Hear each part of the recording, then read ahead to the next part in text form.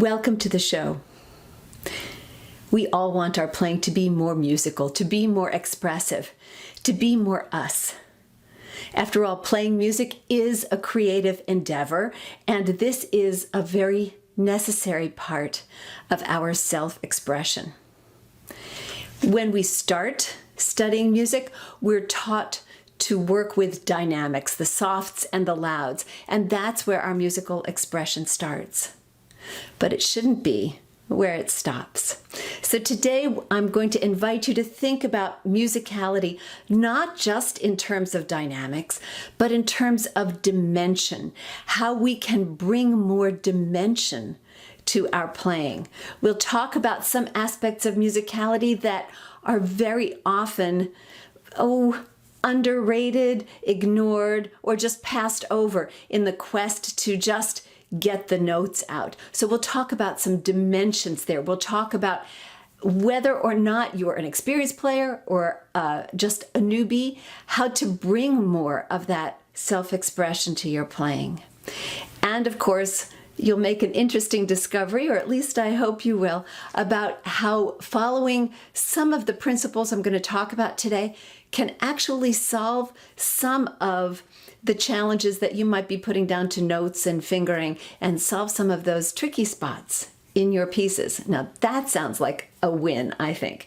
So we're talking about musicality, we're talking about expression, we're talking about not just dynamics, but dimension. And I think you're going to get a lot out of this whole topic today. And in case you want to follow up, at the end of the show, I'll give you a resource that has plenty more ways to follow up on incorporating more expression into your practice and your playing. So let's dive right in. I'd like to start today with an illustration. Actually, an illustration about illustration. I'm sure that you have seen those cells, the drawings that come from animation, like maybe a still drawing of Mickey Mouse that was just one frame of a cartoon that an animator drew, right? And you've seen them and they're framed, and that one cell, and it's a wonderful drawing. So picture that Mickey Mouse or that Bugs Bunny or whatever you want to see, and think about just that singular drawing. Maybe it's in a frame. Everything you need to know about that cartoon character is in that drawing. It's got line and it's got form. It's got a personality for whatever character it is. The animator has already put all of those wonderful ingredients into that drawing. But the drawing doesn't become the cartoon character until the camera brings it to life, until it is animated. There are a lot of parallels here, I feel, for us and our music. The music that we see on the printed page is like that cell, that drawing. Everything is there. The composer has put everything on the page already. It's just waiting for us to bring it to life, to instill that energy, to instill the actual music that brings the printed page to life. But everything's already there. So that when we limit our musical expression to just looking for the indications on the page that say soft or loud, speed up, slow down, we're only looking at part of what is on the page. And we're not examining some of the more subtle aspects that really play into our musicality. I think that this is why I will often have harpists come to me and they say, well, I just don't know, my playing doesn't feel, or it doesn't sound musical to me. It doesn't sound expressive. And I've got the dynamics and I've got all this stuff in there, but it just doesn't sound expressive enough to me.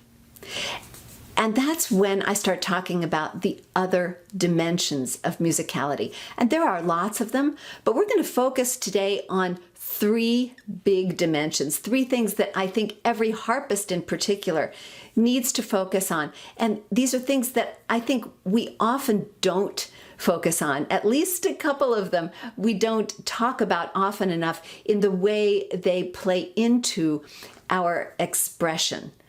So that's what we're going to be talking about today, this dimension, this thing that's going to bring that printed page to life in its fullest form. So I'm going to head on over to the harp because I want to play some examples for you. So why don't we get started with that right now? All right, I have chosen a piece for demonstration purposes for our chat today. So I'm going to play it. I'm just going to play 8 bars of it. That's all we really need. This is a little excerpt from my arrangement of the flower duet from the opera by Delibes called Lakmé. And it's a familiar piece. You'll recognize it. It's all over advertising and everything else. But I think it's going to be a good one to use for our talk today. So here are a few measures from the flower duet.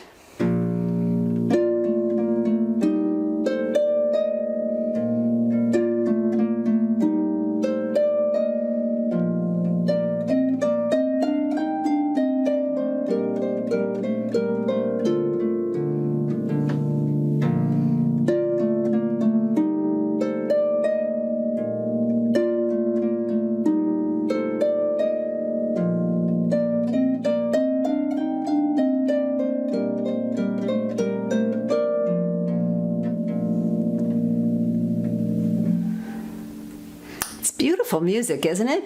This is definitely music you would want to play expressively. So let's talk about the first of the 3 dimensions that we want to cover today. And that first dimension beyond dynamics is projecting the melody.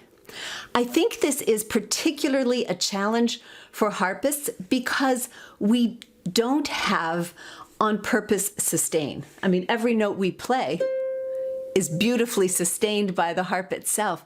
But since we can't sustain a note on purpose and for a specific length of time the way a violinist or a flutist could, or a singer, because we can't do that, we have to work extra hard to create legato, that smooth sounding melody, to create the arch of the melody, and in fact to just connect those melody notes together so that they sound like a sentence rather than just a collection of words, right? Just a collection of notes. So to project the melody, you really need to start thinking about the horizontal dimension in our music. Right? Think about how we practice a lot of the time. We see our music vertically. We're looking for chords. We're looking for those up and down moments, how the right hand and left hand fit together. And we can train ourselves unintentionally to start thinking in those discrete, separate vertical chunks that are beats or measures or whatever. So to reverse that process is necessary. We need to hear horizontally and think horizontally to create the melody. So think about the difference for a second between a melody that is, and I'm going to pick one of these measures from Lakmé. So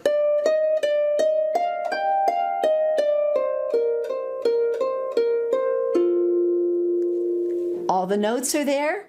It's a plain old melody, but it's not thoughtfully crafted in terms of the way a singer would sing it, the way a flutist or violinist would play it, the way you want to hear it.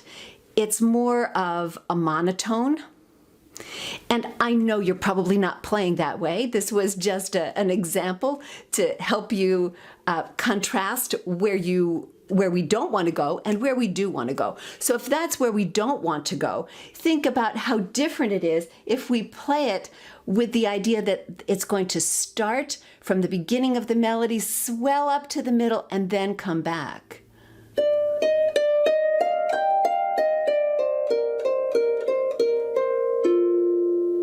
It has a little bit of an arch. It's almost not enough to consider it a crescendo and a decrescendo.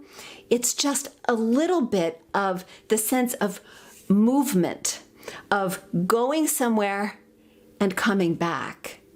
The same way a sentence starts sort of low, and then as you speak it, it gains momentum, and then the momentum falls away as we come to the end of the sentence. This is very much the same thing. And while it sounds like you need to think about it on a note-by-note basis, you really don't.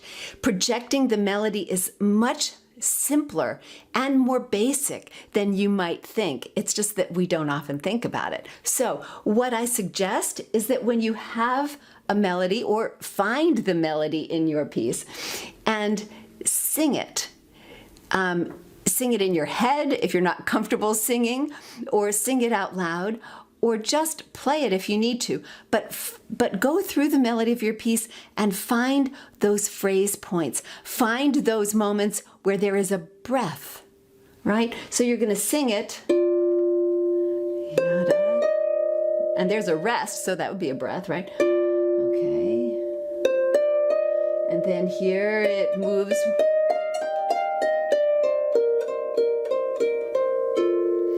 Okay, there we have come to a stop, albeit a temporary stop. So that's a phrase point. When you sing it, when you listen to it by itself, you can find those phrase points. We often call them points of articulation, because that's where a comma would be, a period, a breath, something like that. So start by singing it. Then arch it. Find that arch. We're trying to prevent that monotone, all the notes sounding the same sort of thing. So give it that little arch, that beginning, the middle, the end. Let it have its sentence. Every melody does this, and all you need to do is follow it. So find that arch. Where is the peak of the melody? In this little snippet from Lakme, it's at that high point. As it is with lots of phrases. Lots of phrases will go to the high point and then come back. It's a natural sort of thing. You don't need to look too hard or to force it. Just think about it. So once you've sung the melody and found the phrasing, once you've arched it, found that high point, then let it breathe. Breathe it as you play it. You don't need to actually physically breathe it. I don't want you to hyperventilate, although breathing can help. Sing it with your playing if you can. That will be helpful. I won't subject you to my singing, but do think about the breathing as a way to pace the melody, to give it direction, to prevent the monotone, series of vertical sonorities idea. So that's how you're going to pace the melody. So our first dimension is to project that melody by, you're going to sing it, you're going to find the arch, and then you're going to breathe it. I suggest that you take any piece you're working on, take a melody, and practice it. It could be especially easy if you have a piece that you know is a song where that melody is very apparent. With harp pieces, sometimes we get into pieces that, have a lot of arpeggios and it can be hard to find the melody. But you can still apply the same idea of an arch across some phrases. Think of it in terms, across some measures, Think of it in terms of phrases instead of just patterns that you're playing. And you'll be able to find that same arch. So sing it, arch it, and breathe it. Okay, that's dimension number one. The second dimension we're going to talk about today is balancing the hands, the left hand and the right hand.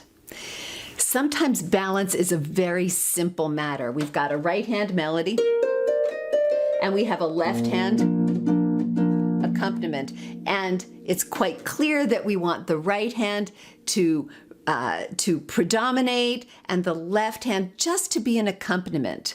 Now, the purpose of an accompaniment, of course, is to support a melody.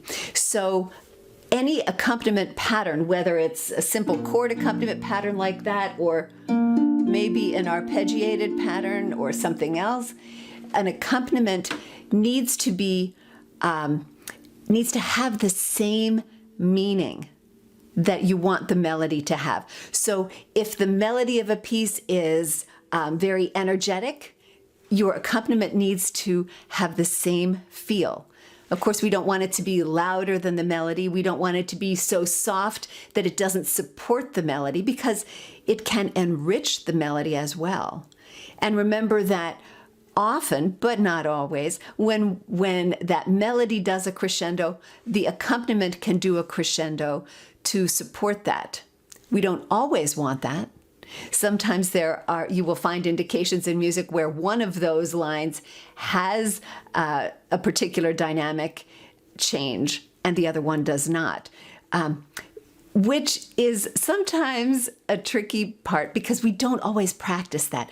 We don't always practice intentionally balancing our hands. Now you notice, as I was talking, I was really working hard to try to avoid saying your right hand melody and your left hand accompaniment, because it isn't always that way, right? And you may have had difficulty when you've had some sort of gentle right hand pattern and a left hand melody that you want to articulate that way, and rebalancing your hands so that your right hand is soft when your left hand is louder.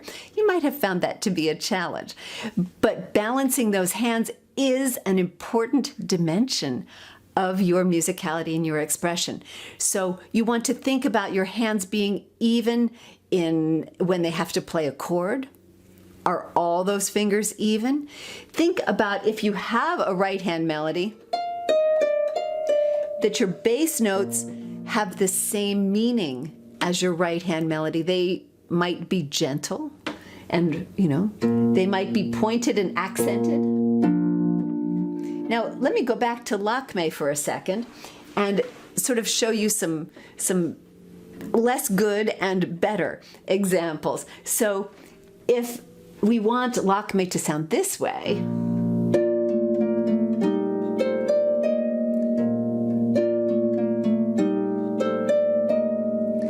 those first low notes in each of those measures have to not only have the same character as the melody, but that low note comes first. It needs to establish the character for the piece. So we don't want it to be over loud and accented, because that's not going to be the way the piece goes. We want it to be gentle and expressive, the way we want the rest of it to be. And of course, you'll balance the dynamic as well. Do you want it to be just a little bit richer so that we have that whom sort of sound, right? Or maybe even more gentle. And that's an expressive choice. Oh, don't you love having choices? I do. So that's one way in which you want those bass notes, you want to be very aware of your bass notes and that they are in accord with the idea of the piece, the expressive idea overall that you want. But balancing the hands comes into play otherwise too. We talked about, instances where the right hand has an accompaniment and the left hand has a melody. In Lakme, it's even more interesting because we have this moment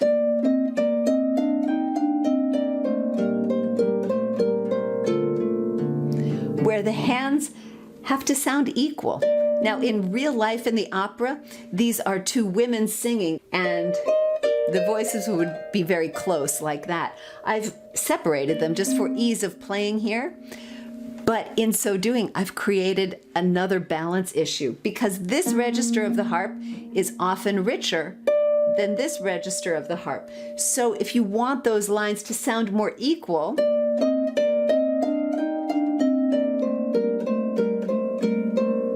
you might have to work just a little bit more carefully in order to make sure that your left hand is not overshadowing your right hand, but is still on a par with it.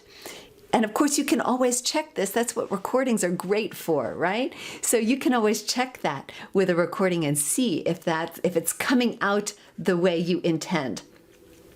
So balancing the hands is really important to just give some thought to. There are places where it may not be much of an issue at all, but often it can make a big difference in how your melody projects, whether or not your melody is supported well by the accompaniment so that it can express itself without feeling like it's out there trying to work too hard because maybe your accompaniment hand is underplaying or overplaying. So, it's an interesting question and worth taking some time to experiment with. And I think that even more than working on a particular piece, although all those details are important, you might try this fun little experiment. Try taking a piece where you have a nice right hand melody and left hand accompaniment and their functions are very clear, and try reversing the hands. It will be hard to play, but just do it for a few measures. But see if you can have your left hand play that same melody with the same expression that your right hand usually does. And see if you can get your right hand to tone itself down a little bit and step back from its usual lead role and step into the role of accompaniment. It's an excellent exercise because there are pieces in which you will want to do that. So that would be a good way to give that a try. All right, so that's the second dimension then, balancing your hands. Are you ready for the third dimension that we're talking about today? The third dimension of musicality that I think is important for us to talk about is tempo. We are accustomed to thinking of tempo as a number. Now, of course, before metronomes were in widespread use, there were only tempo indications like an andante or a presto or a largo, and they didn't come with numbers. They often came with conventions, what was considered the appropriate tempo for something like that at the time. In fact, in music of the Baroque era and before, things like Bach and Handel, Telemann, you won't often see even that much of an indication. You might not see an allegro or an andante. It was just understood that this particular kind of piece, like a minuet, went at this particular kind of tempo. And you can imagine that there were probably incensed musicians and music critics of the time who said, he took it way too fast. He took it way too slow. Just the way we do today, right? But remember that tempo is a choice, and tempo is an expressive choice. One of my favorite tempo stories has to do with the pianist Vladimir Horowitz, who did, toward the end of his life, a compilation recording of pieces that were particular favorites of his, and ones that he was particularly known for having sort of the definitive interpretation of. And in this big, I have a CD set of it, and it's sizable. And one of the pieces he recorded was the first movement of the Moonlight Sonata. And he, after the recording session, he was listening to the playback of that day's sessions, and the performance he had given for the recording was one that moved the producer and the engineers just to tears. They thought it was so inexpressively beautiful. Interesting word to choose in terms of today's topic, but that's okay. So it was so beautiful, and they loved it. Horowitz came back the next day and asked to re-record it because he thought it was just a little too fast. And they were, stunned and astonished, but of course it was Horowitz, and they let him re-record it, and everyone was just as pleased and mesmerized by this performance. But for Horowitz, the choice was maybe one tiny, one half of a metronome notch. It was just a little bit, but it was part of his feeling for that piece. So without necessarily going to those kinds of extremes, I want to urge you to consider your tempo as part of your expression of a piece, and most definitely your choice. Now, I know that there may be a metronome number on the page. For the flower duet from Lakme, which I've been playing for you today, there is no such metronome indication. But make the tempo one that suits you. And when I'm talking about suiting you, I'm talking about suiting you not only in a musical sense, but in a practical sense. Remember, you are going to be playing the piece.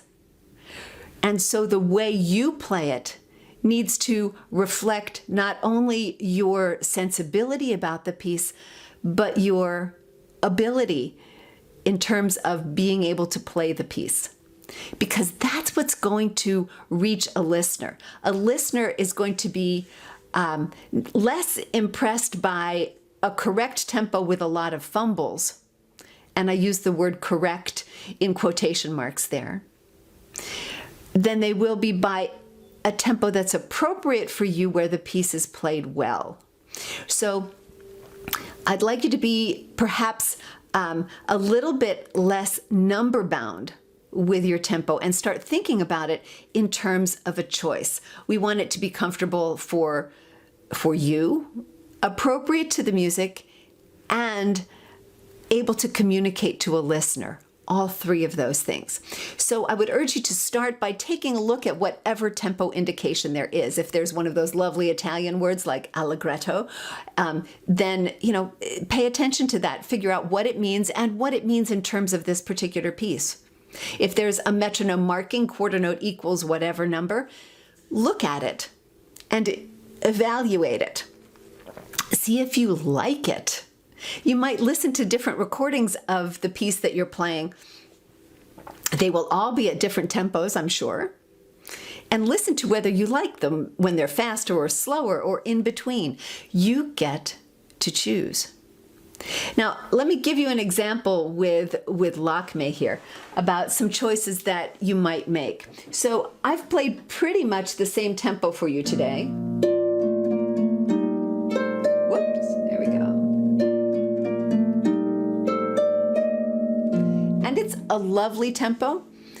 I think it's restful. I think it's serene. I think it suits the harp. And my little bobble aside, it feels comfortable to me. You will most often hear singers sing it faster. Well, why? They have to breathe, right? I mean,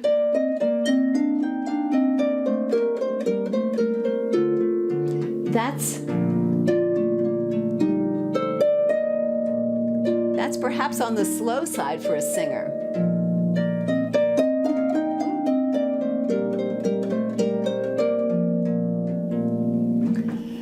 But I think being a harpist, I think we get to luxuriate just a little bit more in these beautiful sonorities. So I like it, at least today, I like it a little bit slower.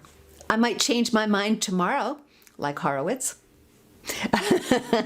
But for today, I like it just a little bit slower. With every piece, there is a range of tempo that is going to suit it. Right? Something that's too slow for this piece.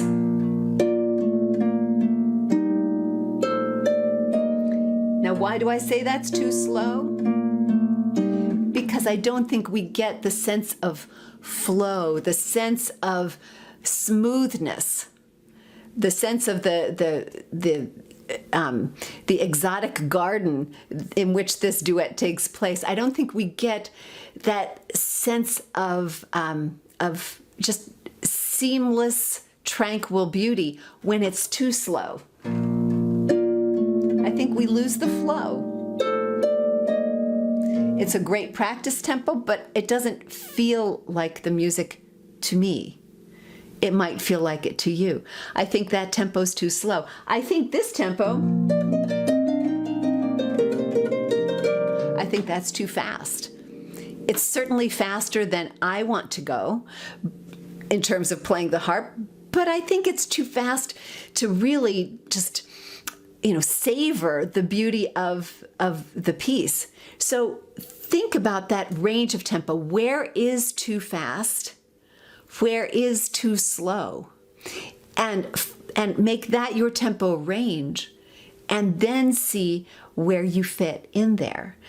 But don't feel number bound. And remember, there are other musical elements, some of which I just talked about, which will help convey that tempo, right? So you could think about the articulation. Do you want something to be more legato or more staccato? And that might influence your choice of tempo. The dynamics might help support your choice of tempo. For instance, if you play something a little slower, you might want to make it more legato. If you play it a little faster, a lighter, more staccato sound might be appropriate, or perhaps you'll want to change the dynamic. So your tempo can help support other musical choices, or can help you discern what other musical choices might go with it. Think about it like an outfit with a lot of accessories, right? If you decide to choose this scarf, then this necklace might not work, right? But if you decide to choose this scarf, you might have other possibilities for accessorizing. Sort of a lighthearted analogy there, but hopefully one that you can relate to. So you might experiment with any piece that you have. Try experimenting with different speeds. Find what is too slow, definitely too slow. Find what is definitely too fast. Establish your tempo range, and then see what works for you. Play around with the extremes of that. Do you like it a little slower? Do you like it a little faster? And I can tell you that what I have found interesting over the years I've been playing is that at one point, I'll pull out a piece that I have played years ago, and I'll look at the very specific tempo choice that I made when I played it before and think, oh my goodness, that's not the way I hear the piece now. It's not the way I feel the piece now. It's not the way I want to play the piece now. So realize that tempo is a choice. It is not a set in stone number. You get to choose, and the tempo that you choose says a lot about what you feel the piece to be. It's an interesting way to look at musicality, to look at tempo, but I hope that you can see how this particular choice can free you from being enslaved by a tempo number that's on a page. It can also just give you the room and the time to be able to play some of those passages that maybe are a little tricky, might be sort of foiling you, little things that are a little bit technically challenging. If you pulled the tempo back one notch, does that hurt the piece? Maybe not. Does it make it easier to play? Maybe. Those are really practical reasons to consider the choices as well. Not just musical, but practical choices. I love it. So those are the three dimensions that we've been talking about, right? Projecting the melody, balancing your hands, and choosing your tempo. I think this is a fun way to make music yours, and I hope you think so too. We covered a lot today. We covered a lot of different ways to start thinking about incorporating musicality into everything you play. We talked about three particular dimensions. We talked about projecting the melody. We talked about balancing your hands. And we talked about choosing and finding the right tempo for you for a particular piece. And of course, I gave you ways to start practicing those things in your music today, and I certainly hope you give them a try. If you are interested in more ways to practice making your music expressive, I urge you to take a look at the Harpist's Playbook. This is a workbook that I designed. It's got weekly practice plans that work you through all 5 of the focus areas that I talk about: detail, expression, continuity, control, and connection. And there are specific practice techniques for every point in the development of your piece. and very specific, of course, practice techniques for expression to help you incorporate that, work at some expressive things, not just dynamics, but some of the other things that we've mentioned as well. So if you're interested in going a little deeper with this topic, the Harpist Playbook would be something to look at, and I'll put the link to that in the show notes so you can check it out. I invite you to join me for next week's show when I'll be doing a little mini masterclass on Debussy's piece Clair de Lune. This is one of the pieces harpists love to play, even though it wasn't originally a harp piece. It is a piano piece, but it works so beautifully on the harp. But there are some hurdles, and if you've never played music by Debussy, if you've not tried Clair de Lune but you would like to, if you have tried Clair de Lune but been daunted by a couple of the things you see there, or maybe your Clair de Lune just doesn't sound the way you want it to, I invite you to join me, and we'll be talking about what you need to know and what you need to practice with this beautiful piece so that you can play it the way you'd like. And whether you're a lever harpist or a pedal harpist, all of these things will be helpful for you. So I invite you to join me next week for our little mini master class on Clair de Lune. Thank you for being here today, and I look forward to talking to you next time.